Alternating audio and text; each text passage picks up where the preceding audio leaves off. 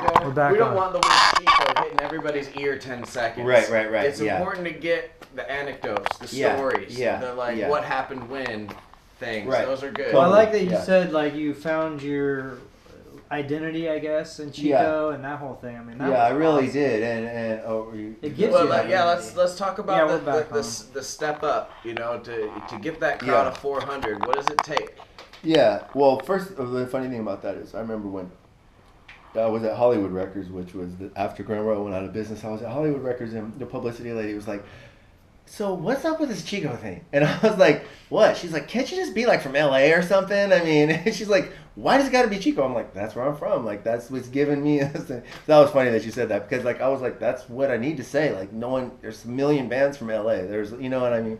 Anyway, you know, I feel like for me, what helped a lot, and this is gonna sound crazy, is I mean, you gotta get like, you gotta have a little core basic people here that are gonna help you expand. It's gonna be hard to just, you know, you gotta get some believers, you know, and you gotta get some core believers here that are gonna show up for you, that are gonna show up to your shows, that are gonna spread the word for your shows. My little brother was a beast. Like he took my first stuff and he was in high school at the time.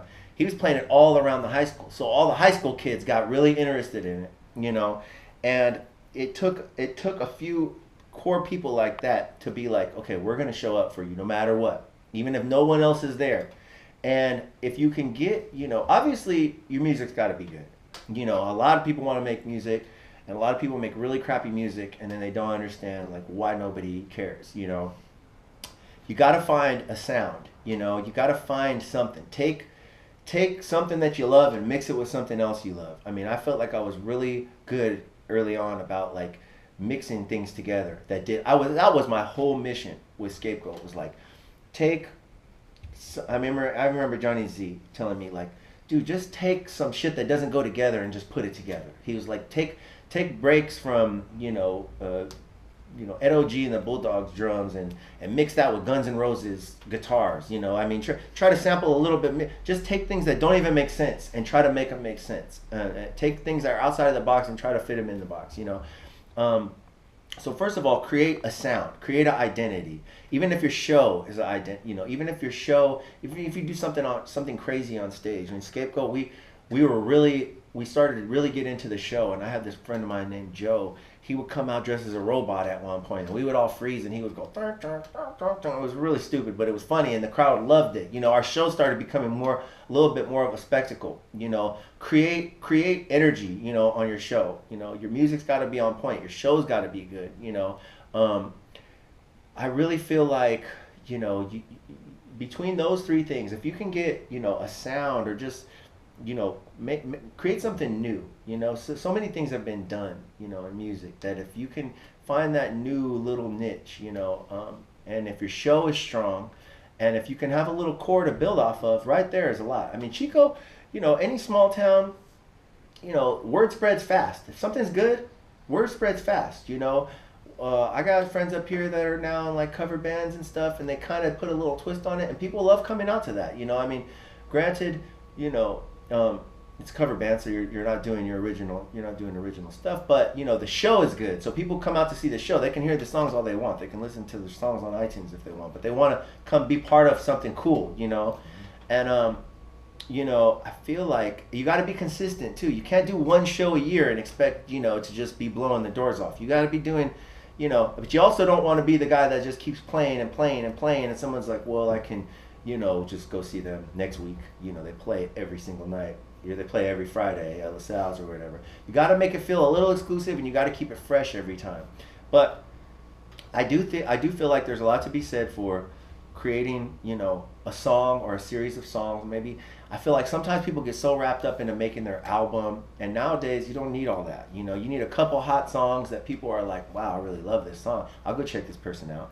I mean, I almost, you know, I feel like, you know, the problem with Chico right now is there's just not a lot of great live venues to play. Like when I was playing, the Brickworks was it, because you could do all ages, and it had a bar up top, and it had the all ages in the crowd, 700 people. So when it got packed, it felt packed, and when they wanted to, they could shut the whole top down and just have it be the bottom. I mean, that was the prototypical Chico venue for me. It was like, even since then, it's never been easy for me. We'd have to do things like play at LaSalle. We'd play in the park to get, so the younger crowd could see us, the family crowd could see us, the older crowd could see us in the daytime, and then at night play the show at LaSalle's. And it's like, it kind of makes your day a little weird. It's like, it's cool, it works a few times, but I'd rather play one awesome show at night and go on at 10 and kill it for an hour, hour and a half.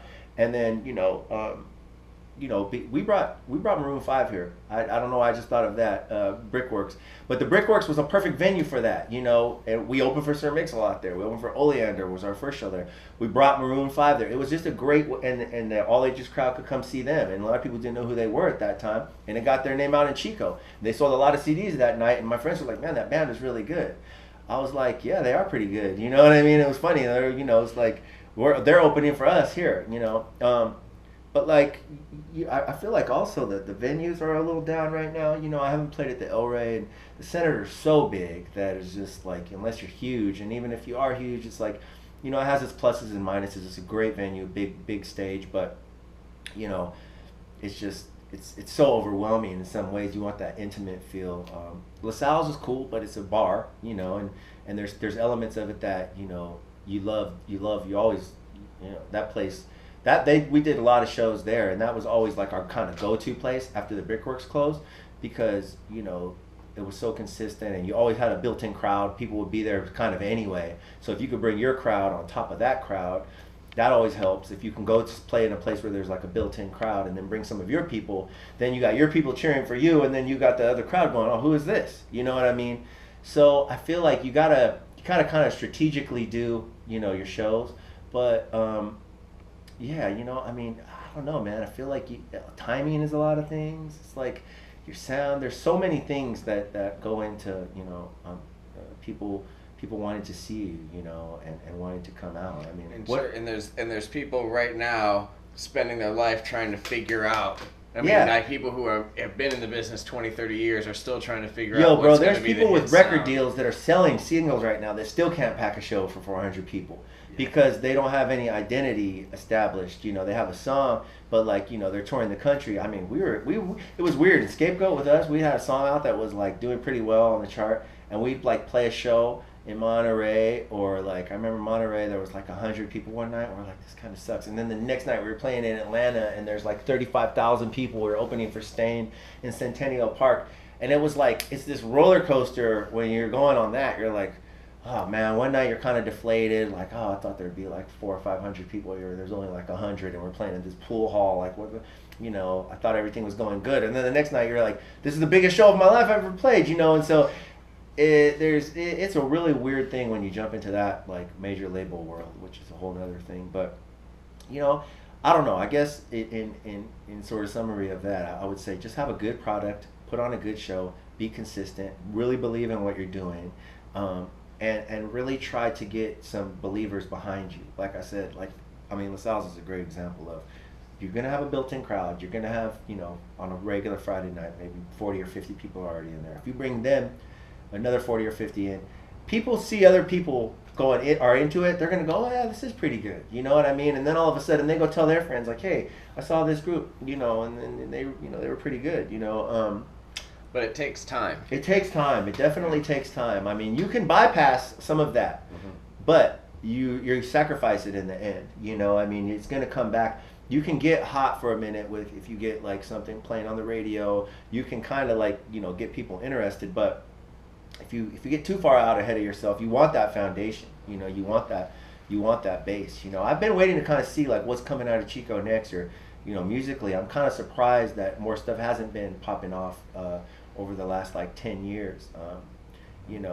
Like really what's the direction? I've seen a couple of like pretty good bands over the years, but nothing that I was like really felt like, because I would love to help somebody from here. I would love to put my name behind it. I got a lot of connections in LA now. I work with a lot of labels and publishers and music supervisors and managers and lawyers and everything else. And I mean, I could definitely, I feel like if there was something here, I feel like I could definitely co-sign for it. But, I feel like a lot of the stuff early on was very rock bandish, and then the scene kind of changed. I remember Juanita's was a really popping bar here that had Nirvana apparently played. I don't know if that's true, but the rumor was always Nirvana played at Juanita. Nirvana played at Blue Max. Oh, Blue Max. Yeah. Primus did play at one. Primus, yeah. I would, you know, there was a few like legendary stories, and you're like, and I think like that Maroon 5 one is one of them. Like that time Maroon 5 played it at Brickworks, and I know that happened for sure. They almost didn't play. They were like,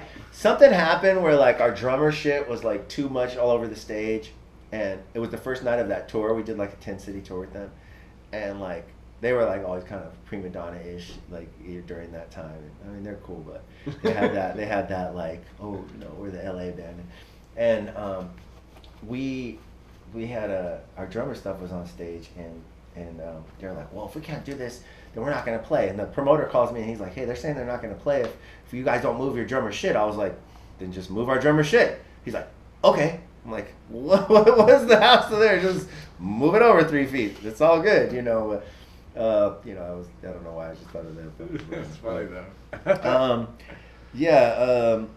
Let's see. How about just, you know, wrap it up with like, you know, we're screening this at the pageant. Cool. And this is like the first one's free one for us. We're doing this for the community. Yeah, that's awesome. And so it's just going to be like $2 so people can show up, really pay for the pageant and for the day, and that's it. Yeah. And then on YouTube for free. Cool. Hopefully get outside people viewing it. To somebody that doesn't know about Chico, you know, and who's watching this and they're learning. Right. Yeah. You know, is there something you want them to know? Well, I mean, Chico's a really great community. You know, I always felt at home here, even when I first moved here. You know, I could tell I was initially just going to take well to this place. It's got a little bit of everything. You know, it's got, you know, the beautiful park in town there and the downtown, and you know, I felt an immediate identity with just, you know, what the people were here. It's a lot of good people. You know, a lot of good people. You kind of got that like the hippie element, and then you kind of got that like my dad, the conservative Republican element of it, and it kind of all blends together really well.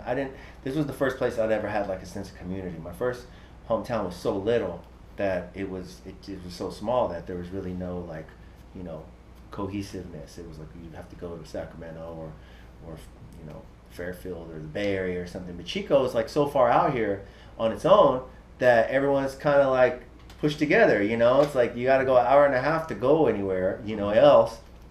And you know, I feel like, you know, Chico is an amazing place to like, you know, kind of just grow as a person. I feel like it's very non-judgmental. You know, I would always say like, we're gonna new song, let's play it in Chico first. Because you know, it's gonna be the easiest. It's gonna be a nice crowd that's gonna forgive you anyway. You know, everyone's gonna be so drunk anyway that they're probably not gonna remember. But I just, you know, I feel like this is a good place to sort of like sharpen your sword. You know, I felt like that's what I really feel lucky about growing up here. Is a place for me to sort of be a little removed from everybody, but still have a pool of really cool people and really forward-thinking people, really, and really open-minded people. You know, I feel like there's a real contingent of like free thinkers here, you know, and it goes to show, like every summer the show's in the park, and it always goes off without a hitch. You know, there's rarely any drama that goes down. It's a very like loving people. I was really surprised at how much people took to my music and my sound here. I was always really grateful for that, and that's one of the reasons that I always kept shouting Chico out. And years later, I was living in LA, but I was still making songs and little remixes of songs about Chico, because I owed a lot of my success to Chico. You know, I owed a lot of my success to the people here, really kind of looking out for me and like making me feel like I was part of, you know, something important in the community. You know, and you know, I feel like, you know, going forward, you know, I really hope that Chico continues to grow and continues to, you know, bring people in from other places, because I feel like that's always an important thing, is to get other perspectives on things. And you know, you got the college here, so you have a whole growth of people that come in every year that, you know, some stay, some go, but you know, I really feel like overall Chico is you know, a really special little place for how small it is and for where it is. And a lot of times I'm in LA, I'll say I'm from Chico. Oh, Chino? They think Chino, you know, and I'm like, nah, man, not Chino, you know, Chico. And then, you know, and now we got, you know, Sierra Nevada and Aaron Rodgers and some other calling cards, you know. But there's other things linking it to it. But I really feel like, you know, Chico's expanding, Chico's growing. I really feel like that this is a special place, and that there's going to be more like amazing things coming out of here. I hope that what I've done will, you know, has inspired people, you know, to a point, you know, obviously in my little way, you know, musically, whatever it is, you know, I'm always going to have, Chico is always going to be like my hometown, you know, regardless of wherever I go in the world or wherever it takes me. This will always be my hometown. And I feel like once you live here, you want it to be your hometown. You know, it feels like a hometown. You know, there's very few places I've been that you could really say like, you know, this would be my hometown, but, you know, Chico is my hometown. Great. Yeah. Fantastic. Great stuff. Yeah. Really we should great just stuff. follow him around Yeah, like a documentary. documentary. That's great. Totally new stuff that we haven't gotten. Yeah, lots of cool We've talked to a lot of veterans, a lot If of you older guys ever, guys. if you want me to do like any liners or anything for it, or if there's any sound gets screwed up and there's anything you like, want me to send in, I have my studio, If you so got I can if record. you have anything, any audio of your own stuff that you would want us to like, kind of, you know. And if I think of anything in particular that I really want to like add that I feel like I left out, that's like, oh man, I should have shouted this dude out, or somebody that was important to me. Well, that's another thing is the editing process. The plan is this is going to be like super ADD friendly. Okay, so cool. like each, it's gonna, under an this hour, the interview, whole thing. Cool. Under an hour, and nothing more than like 20 or 30 seconds at a time. So this interview will be cut up throughout the whole thing. Yeah. And we got an animator who's going to be cool. involved too. It's gonna be fun. An Scott illustrator. Pilgrim versus the World. Yeah. Cool, that style, That's like, gonna be Not, really, not to that like graphic extreme, Yeah, but like yeah. little things. That would be great. So if Keep you it. even just have something you wanted to add or something you wanted Yeah. to shot, we could scroll that text across while you're talking. Yeah, cool, kind cool, of thing, okay, cool. You know, and just kind of fit it in some. Well, I really creative wasn't way. sure of the direction, and I was just kind of going, you know, off the cuff. But if, you know, if there's something I think of, or if there's any, like, you know, like I said, I have a studio at my house, so if there's any like overdub things that you guys need, or if you need any, you know. No, I appreciate you making time to sit Yeah, for down sure, with us, man. man. Yeah, for sure. I told my buddy Jesse, who I've been playing music with for Yeah. a decade, told him like, so interviewing Marty James tomorrow, and he goes, well, how the hell are you going to arrange that? I'm like, no, that's happening. Yeah. Like, it That's has really been cool. arranged. Yeah. Well, thanks for reaching out, man. Thank you very I'm much. really Pleasure to meet you, excited to man. be part of it.